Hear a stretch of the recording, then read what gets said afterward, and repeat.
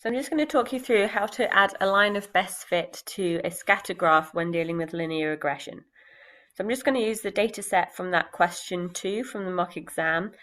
So remember, when you're doing a correlation, it doesn't matter what goes on the x and y axis, and there shouldn't be a line of best fit. But when you're doing a linear regression, you should always have a line of best fit through your data.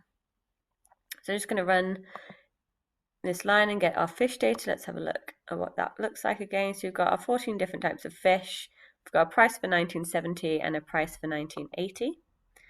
We're going to run a linear model on that. So we've got price 1980 as our response and price 1970 as our predictor, using that data equals fish.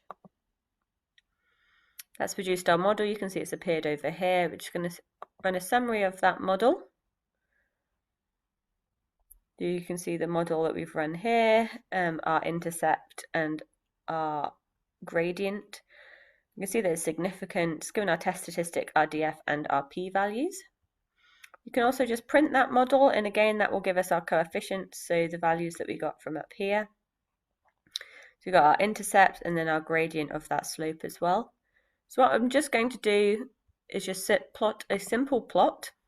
So you probably want to, for the exam, go in and change these. So we've got price in 1970 on the x-axis, price 1980 on the y-axis, and then to add a line of best fit through the data, you use this piece of code here, so abline. There's a number of different ways that you can do it. So you can then just use the model, so the summary of that model will bring up those coefficients, and then I've just used color equals black. Or you can use abline, you can add in those coefficients again. So you can either just plot the abline based on the model and it will pull through those coefficients, or you can specifically ask for those coefficients from R just by printing the model and then insert these in here. So you can use abline. I did 1.234 and 2.702. And this time I'm just going to color it in blue.